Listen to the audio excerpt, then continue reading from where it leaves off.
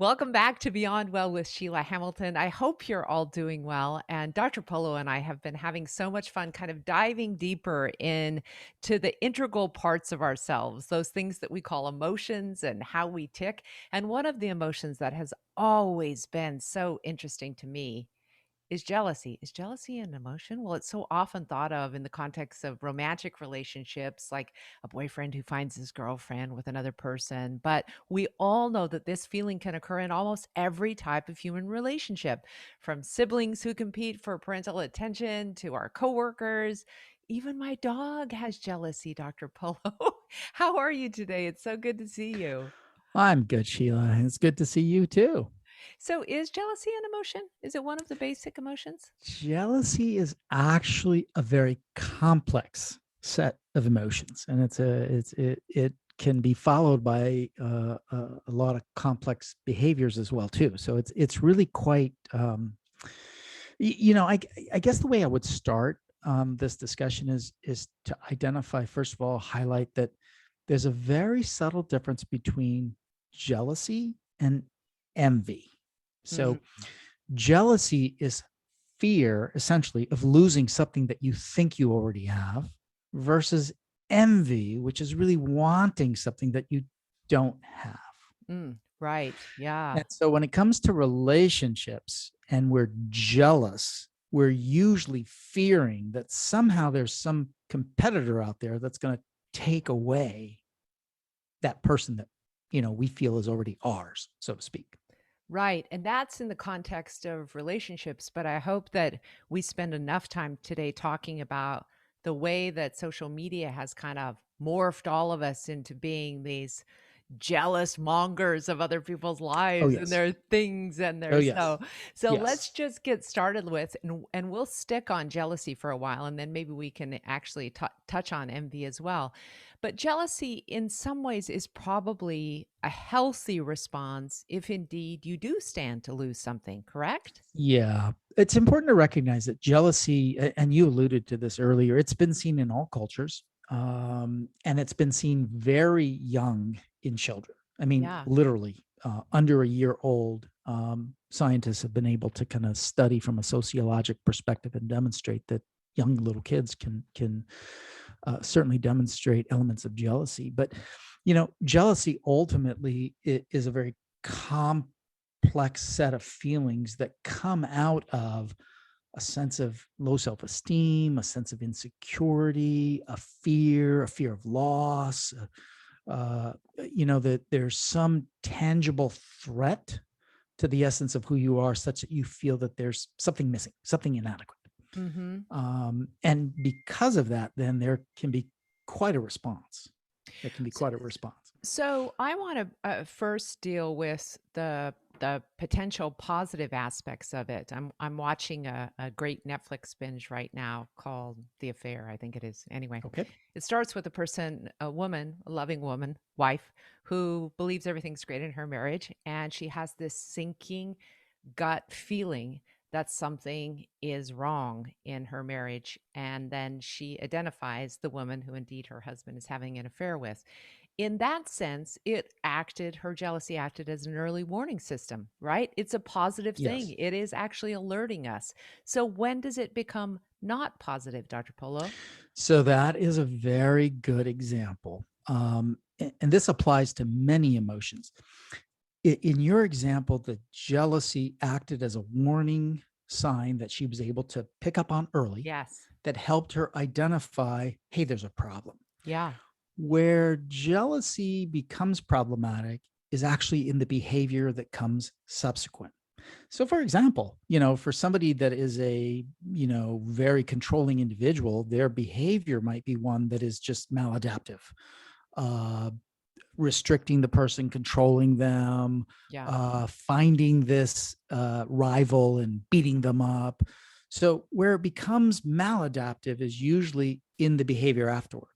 Right. So, for example, in your example, and I haven't seen this particular show, Yeah. a good response might be, hey, well, what's wrong in the relationship and what can I work on? Uh-huh. Or, hey, I chose the wrong guy and maybe this is not the right relationship for me and I need to get out of it. Okay. That Yeah. would be probably those two opposites would be probably pretty healthy Yeah. versus, oh, I'm going to stalk this person and, flatten their tires or, beat them up or whatever. I mean, that would then be maladaptive. Can I talk about the maladaptive thing? Because I hear about that more often in women who are on the verge of being in situations where there could be domestic violence and these Yes. control issues that have spun out of control. So, how do you recognize that personality type and those potential behaviors early on? Yeah, it's not easy to identify those behaviors until an individual is being threatened because Oh, people wow. respond in different ways. There are clear response patterns that we see when folks have, significant jealous feelings.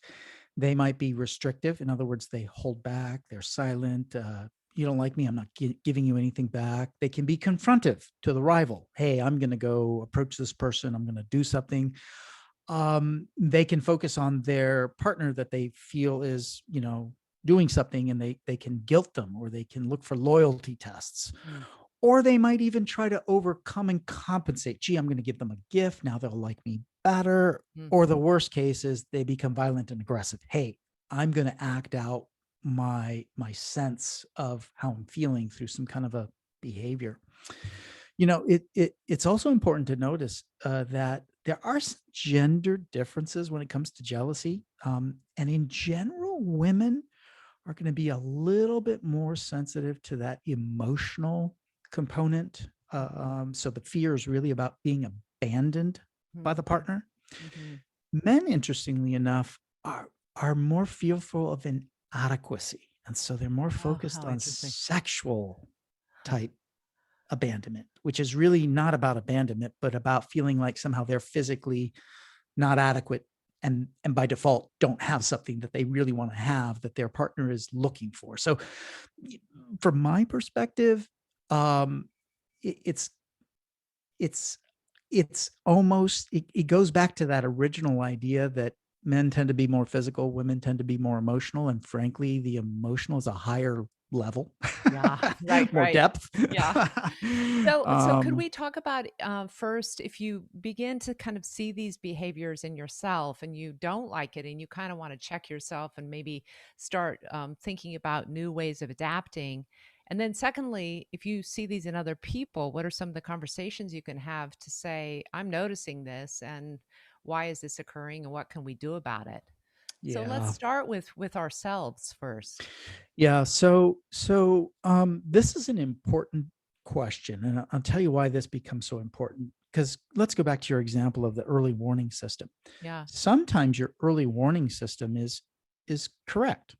Hey, I'm noticing my spouse is not paying attention to me, or they're constantly gone, and let's say they really are involved with somebody else. Now your warning system helped. But there are some people that have that sense of jealousy and their spouse isn't doing anything at all. Mm, And now they're acting on these fears of inadequacy. They're acting on this sense of abandonment. They're acting on this sense of inadequacy, which is now affecting the relationship, mm, even though nothing was going on in the first place. And that's where it can be really problematic. And so, for individuals that notice in themselves, am I overreacting? yeah.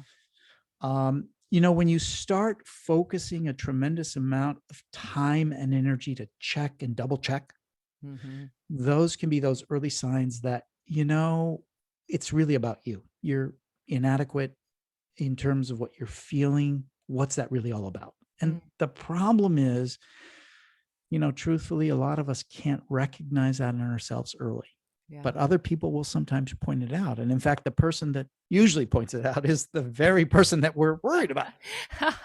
There's a difficulty here in that the best cheaters are very good gaslighters as well. Oh, yes. Oh, yes. So, So how do the you determine, oh here you my are thinking, gosh. right? Here I And am that's thinking where this I'm the gets so complex because right. you've heard of those relationships where, one individual's always playing around or whatever, but Yeah. they know exactly how to make the other person feel like you're blowing it out of proportion. You don't know what you're talking about. It's all about you. It's not Yeah. about me, and blah, blah, blah. And, unfortunately, those are very destructive relationships, and Mhm. luckily those aren't overly common. I mean, I know you see that in movies and you see it on shows and so forth, but the grand majority of relationships aren't really like that. And in fact, the grand majority of folks that are in a relationship where it's falling apart, they usually are upfront about the fact that things are going on. This is not working out. Maybe we Yeah. need something different. Yeah. Um, it's kind of it's kind of not normal to really be in a relationship that you want to kind of covet and keep the way it is while you're really involved in this secret relationship somewhere else. That's actually not the norm. Yeah. So when you are dealing with someone who is beginning to show this kind of behavior, you still love them, but this kind of behavior is really problematic, and it takes up a lot of psychic energy in the Oh, room. yes, yes, How yes. do you have a compassionate conversation with that person? Because these inadequacies are baked so early in our childhoods. Yeah, yeah. What I usually try to do is I try to focus on the three components of actually what goes into the psychological dynamics behind this. So the first component is you, yourself. Who are you? What are you? What are you about? What are your positives? What are your negatives, et cetera, so on and so forth. Second, the other person. Same thing. What are they? What are they about? What do they believe? What are their positives? What are their negatives? And then there's the third component, which is the comparison. And the comparison is of what you think you're lacking or what you think the other person is doing versus what is real and Really. not. Mm. Okay. Um, it's really hard to try to help somebody be something different than what they already are. So it doesn't help if somebody is feeling that there's a problem in their relationship because they don't have a skill or they don't have a quality. Mm. You're generally not going to coach them into creating that. What you're going to help them with is, well, what about you makes you special that you should feel okay with? And oh, by the way, other people will be too. Hmm. Right. Okay. Um, I'll just give you a simple example.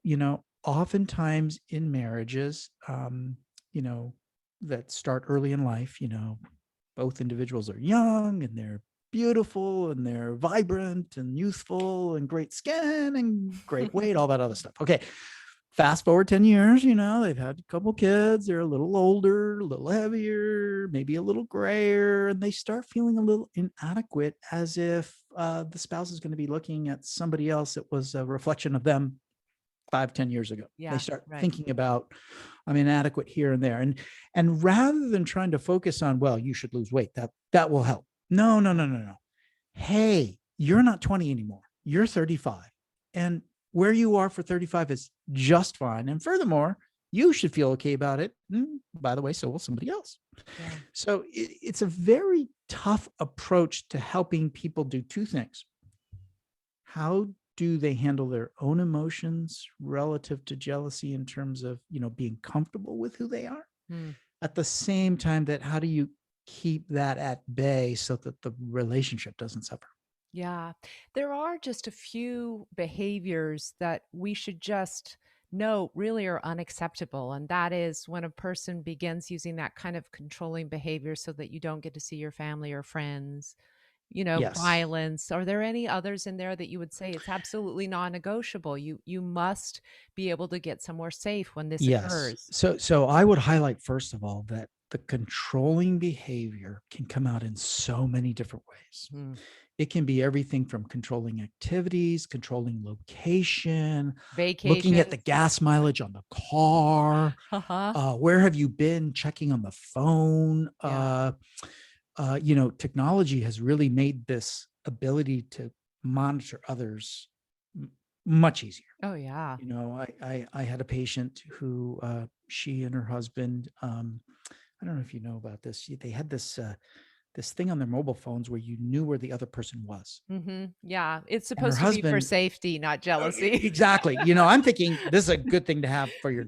teenager, so Right. you know where they are because they never Yeah. respond. Okay, but to her surprise, her husband was tracking everywhere she went, and Oh. he would like quiz her. Oh, so did you go out today? I ran some errands. Oh, okay. Did you go to Target? Oh, yeah, I did. Well, you were there Yeah. for 2 hours. What were you doing? So, that's not healthy. I just got, like, chills down my arm It because that creeped me well, out so much. and here's why I use that as an example. The very extreme of that controlling behavior can actually be stalking, Stalking okay? your own partner. Stalking your own partner, Wow. cyber stalking, and unfortunately, that happens, and, of course, sometimes in relationships, that then can Mhm. also lead to violence. And are the men that are most prone to do that kind of obsessive control also known to be violent? Is that kind of a precursor to the violence? I What I would say is that when somebody is that controlling, they're more likely to go to the extremes to keep the Yes, control. of course. It's the fear of losing control Mhm. that pushes them to take a greater step, whether it's taking away keys or whether it's hitting or whatever. Right. Now, keep in mind that what's at the root of that kind of sense of desired control is really a tremendous, overwhelming sense of inadequacy. There's Mm. something about me that's wrong, and because of that, I'm going to lose what I think I already have, which is Yeah. this relationship. It's very complex. I want to spend enough time on envy today because I'm fascinated, first of all, by how they feel the same in some weird ways, but how envy has become so popularized and so almost acceptable because of social media. Yes. Is there Yes. anything else we should touch on jealousy before we move on? No, I think the important thing for folks to remember is that when we think in terms of jealousy, when we're talking about jealousy, we're really talking about a relationship Hmm. and fear of losing something. That's Right. really the essence of jealousy. Now, I think your question is a really great one in terms of what social media is pushing, which is this idea of envy. We Mm-hmm. all want something that someone else has, Mm-hmm. or we all want someone else's image. Okay. So envy is really more about trying to get something that you don't have because somehow you think if you get that, that somehow gives you more of a sense of fullness or more a sense Mm-hmm. of importance or whatever. The thing that's classic that people envy is they envy money. They look around at other people that are wealthy and they envy that because they somehow think if I have that money, then I'm going to be happy. Mm. And it's not true, Yeah. but it's what they think.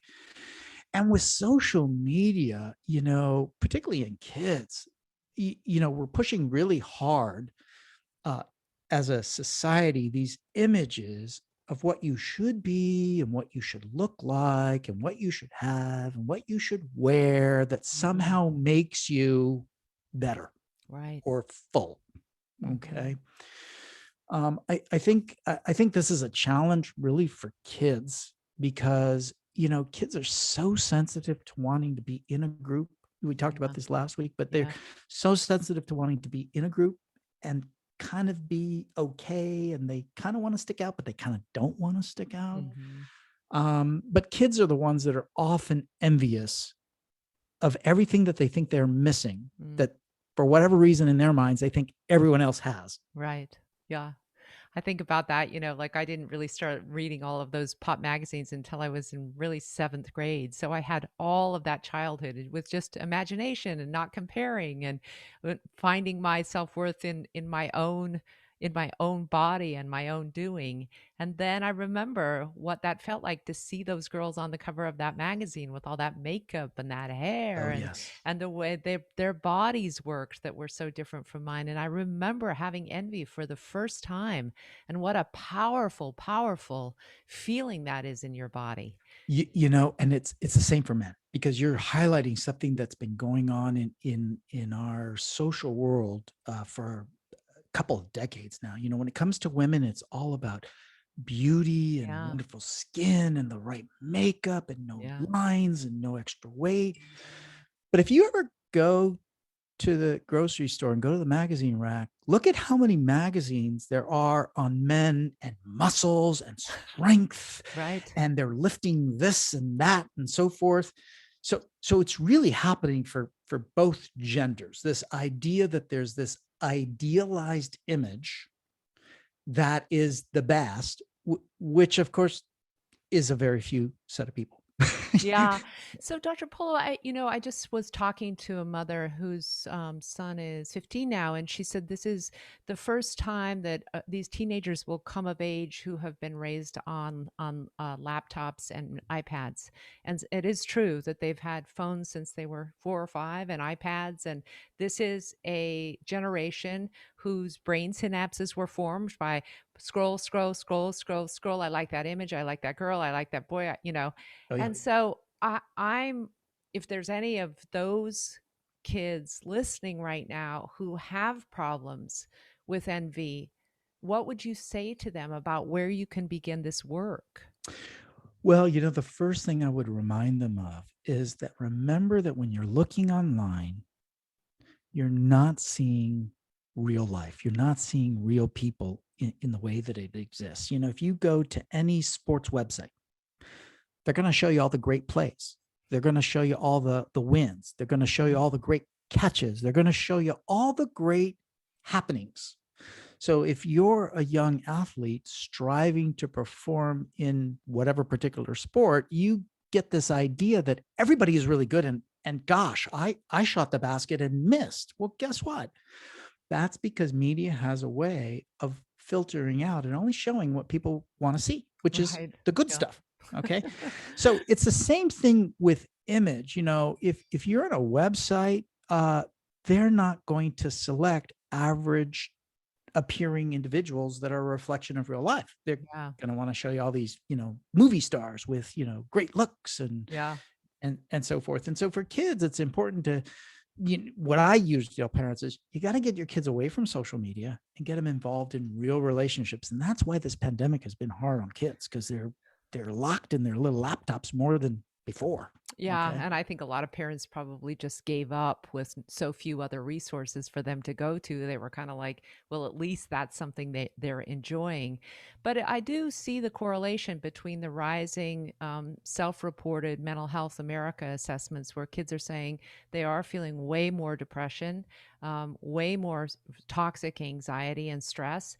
And suicidality is almost double what it Yes. was Yes, that is correct. just 5 years ago. So I keep thinking that beyond just social media, there should be kind of a reminder for young people about the value of individualism, the uniqueness of our bodies and our minds and our lives. And I just I'm sure you have much better words for it than I do, but I'm so It, worried about you, young it people. goes back to that classic statement about a good book cannot be judged by its cover.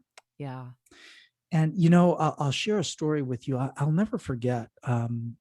This was like I don't know, 20, 30 years ago. There was a show that came on. I didn't actually watch it very much. I watched it a few times. I think it was called 90201. It Yeah. it had to do with those 90210. kids in high Yeah. school in Beverly in Hills. Beverly Hills. Yeah.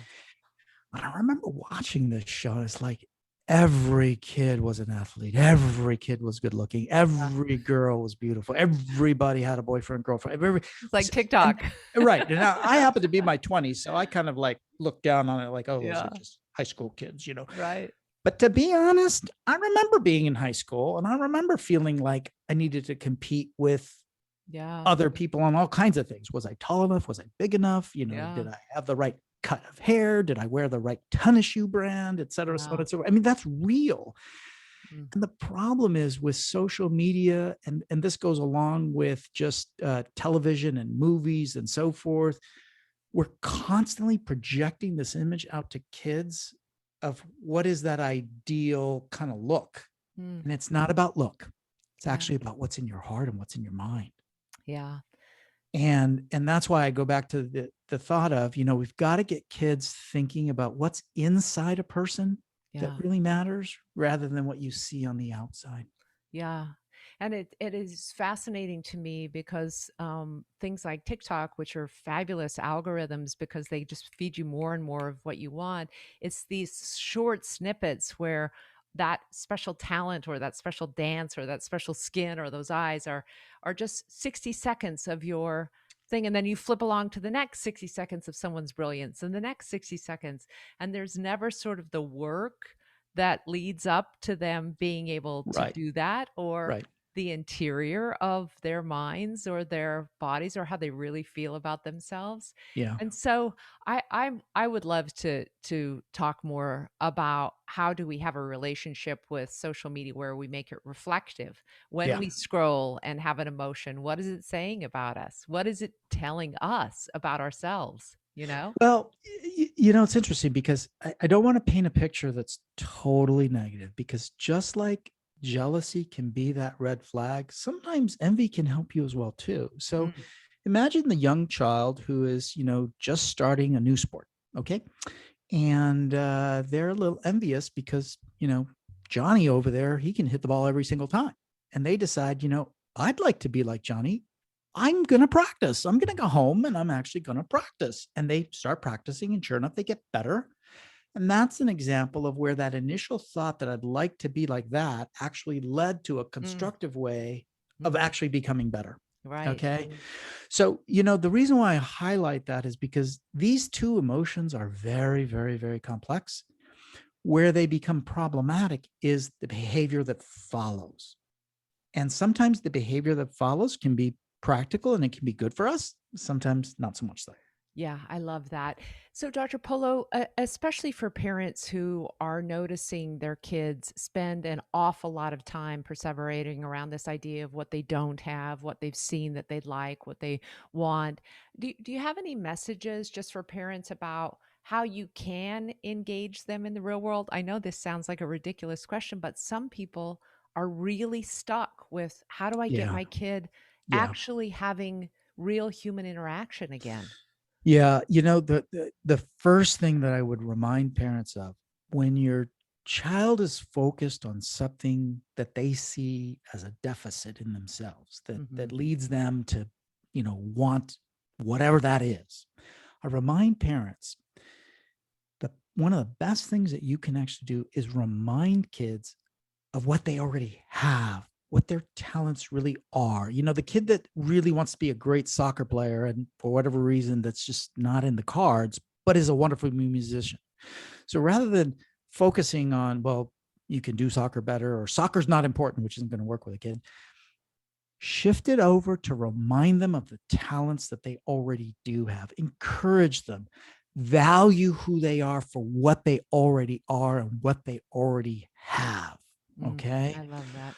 um and then, you know eh, along the way, help kind of help them negotiate in a way that they can accept what's around them without having it become a focus of something they need because they're not defective. And the only way that you can do that is you've got to re-encourage who they already are. And you have to first be able to observe, identify, and appreciate it yourself, right? Absolutely. Yeah, And the worst thing you can do as a parent is get upset at a child. If they're feeling down because all the other kids are now tall and I'm short. yeah. Okay, don't get upset. That's just a normal feeling. But what about that child makes them special? Because obviously you can't make them grow. They're gonna grow at whatever rate they grow. Okay. So I think it's really important when kids are having these emotions to have parents that are loving them for who they are, Mhm. supporting for the skills they have, and encouraging them to branch out and do new stuff, which means getting away from all the laptops and the mobile phones and so forth. Yeah, no doubt. I just wanna leave you with my own story of, I was very short. I don't know if we've actually seen each other in person because we've done this since the pandemic. I'm 5'10" now, Oh my and, gosh, you're tall.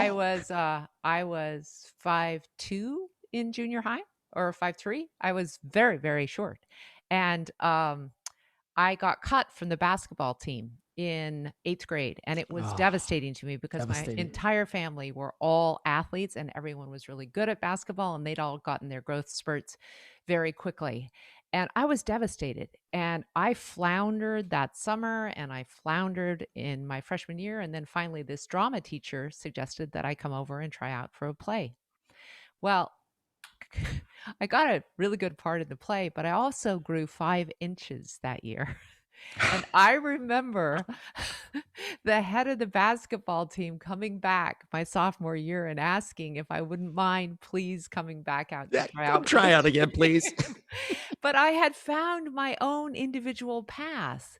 And I kept saying, my parents probably weren't wise enough to say, try something different. They only knew what they'd seen in their other kids to work. But boy, if you can just be open to that idea that there's so many things in creativity and in graphic design and in art and drama and, you know, that stuff saves kids' lives. Sheila, what I love about your story is the simplicity of how you felt and Oh, how it corrected itself with time because you grew. You didn't know yeah, you were going to grow and you just did. yeah, And what I'll point out is every kid goes through some experience relative to themselves, just like yours. It may not be height.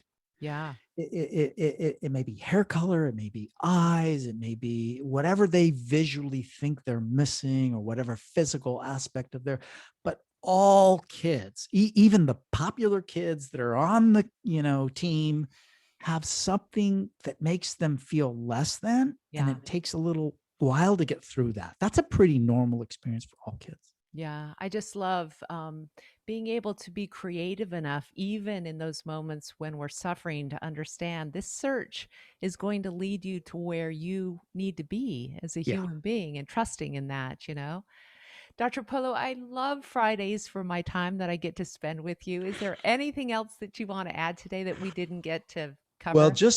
just to make sure we nail the head, right on, for parents that are encouraging their kids for who they are, the skills they have, those are the kids that are not likely to become jealous in their relationships as adults. Well, look how nicely you just like circled back to our original point and tied that up with a bow. Enjoy your time in the islands, Dr. Polo. You have Thanks. worked so hard this year and been such an instrumental part in our program. Thanks again. And if you're listening, please give us a thumbs up on any platform where you are. You can also find out more about the topics that we've been talking about at our website at beyondwellwithsheilahamilton.com. And we love hearing from our listeners. Thanks and be well.